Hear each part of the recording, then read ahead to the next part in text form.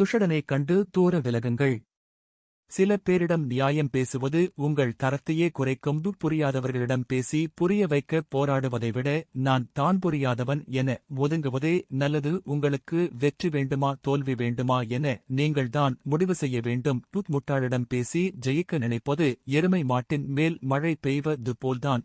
ஒரு தேன் ஈயிடம் கேட்டது தேன் எவ்வளவு இனிப்பு தெரியுமா என. ஏனெனில் அங்கு சாக்கடைதான் பிடிக்கும் உனக்கு என எழுதப்பட்டது. விரைவில் உன்னை தேடி வந்து அடையும். அவசரம் வேண்டாம். சொந்த பந்தம் வெறுத்தாலும் உடன் பிறந்தவர்கள் வெறுத்தாலும் கூட பிறந்தவர்கள் வெறுத்தாலும் பெற்ற பிள்ளைகள் வெறுத்தாலும் கடவுள் அருள் பக்க பலமாக இருக்கும். இன்றைய காலகட்டத்தில் பெண்கள் பல பேர் தாயின் மனதை புரிந்து கொள்ளாமலவர்கள் போக்குக்கு நடக்கிறார்கள். தாய் தன் காலில் விழும் அளவுக்கு தவறு செய்கிறார்கள். தாயே தன் காலில் விழ வைக்கும் பெண்கள் அவர்கள் பாவத்தை எந்த கடலில் சென்று கரைப்பார்கள்.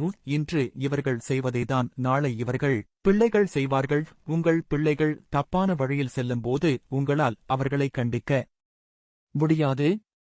எனவே சரியான பாதையில் நடப்பவர்கள்தான் சங்கடங்களையும் பிரச்சனைகளையும் சந்திக்க வேண்டி வரும். எனவே உன்னை உடைக்கும் ஒவ்வொரு தருணத்திற்கும் உங்களை வலுவாக்கும் ஒவ்வொரு தருணமும் உருவாகும் என்பதை உணர்ந்து சந்தோஷமாக வாழ்வாங்க வாழ வாழ்த்துக்கள்.